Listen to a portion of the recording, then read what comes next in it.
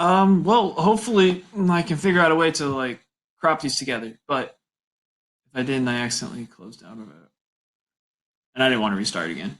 But anyway, here we go. So 1750s, like land versus after all this takes place, you can kind of see how it really shifts from a lot of different types of land, small tracts of it, to basically only being three major things like farmland for like rich, like successful farmers, and like barren land, and not like barren as in like nothing can grow there, but like your barrens, you're like, how do I put this? I'm not like barren as in like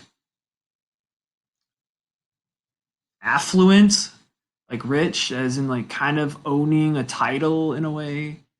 Um, yeah, So I'm just gonna. This is a map that I found kind of interesting, and I hope you do as well. So basically, it's showing your canals and your waterway access within England, and you can kind of see how. Whoa, this is touchscreen. I didn't know that. So you can kind of see how all these canal systems and these natural waterways are playing a massive role in moving goods and services all over the country. And without all this, you because we don't have really any like steam like trains for the most part yet.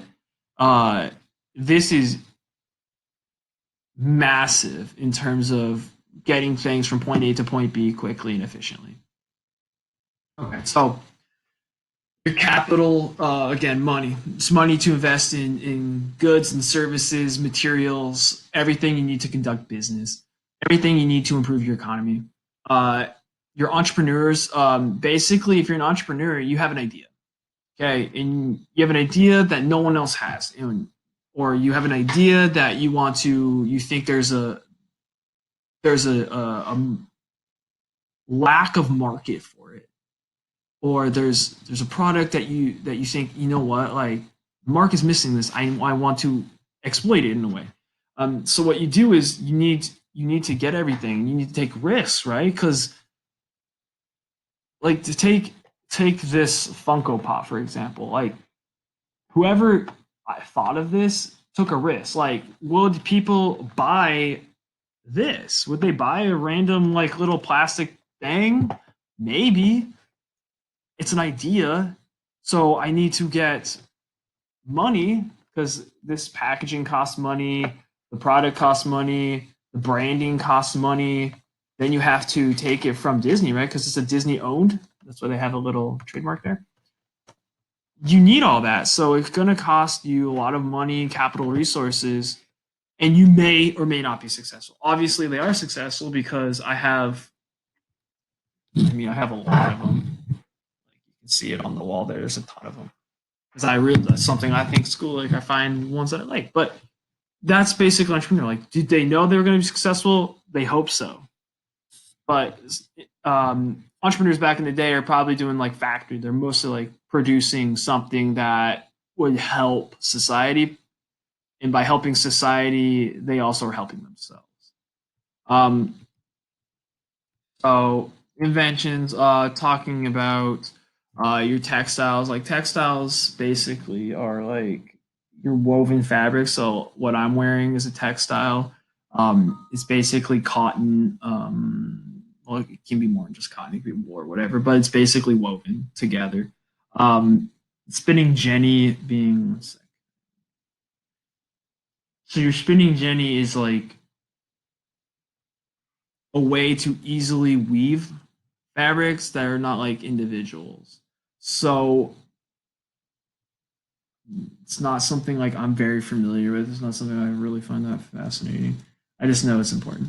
But what I mean by that is basically individually you can create a fabric. Like I can make a shirt, but to make this shirt at this quality, it would take me forever, and I wouldn't be able to do it. So it's not cost effective. Spinning Jenny, what one person could do, 50 people could do, for instance, with the spinning jenny. It's basically enabling increased production of your textiles which drives costs down, which allows more people access to it, which means you can sell it to more people, which means you increase the money you make, you increase your revenue, your bottom line goes up. It's in the green. You want that. And then steam engine, like power for industry, power for trains and boats, trains becoming more and more and more important, but you have to create the track for it. So it's still a little bit off. Yeah, mention speed production. Yeah, so demand's high. Yeah, yeah, yeah.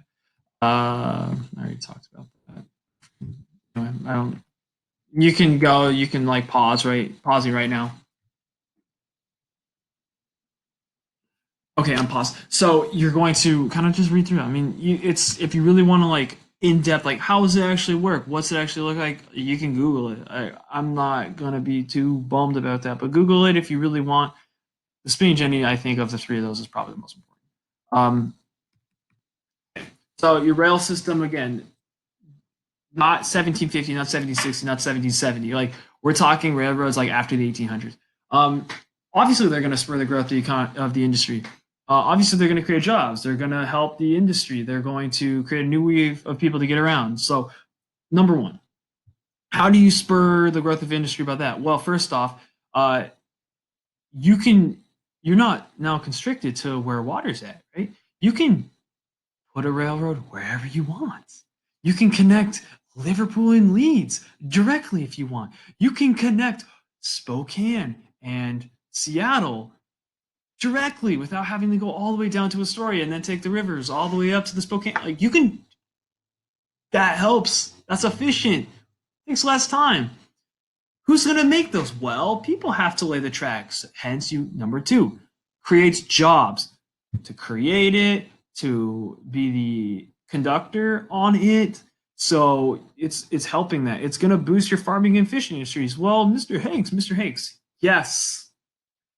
How does it do that? Well, let me tell you. If you have a train track going all the way through, you're going to have places to load the train, like sell the goods. Like it's easier to get your goods from point A to point B, right? Because you don't have to ship them via waterway, or you don't have to like try to only have like a small area, right? Going back to my explanation, like if you put a point and then you drew a circle around that point, you only have access to here. Well, if you have a train now going through it, you can sell onto the train, and the train now has a much larger circle. As if that makes sense. Again, if it doesn't, write down the question. I'll do a Q&A. So all these industries that were limited by how quickly they could get their product because it's perishable, right? You can't get a fish now and eat it without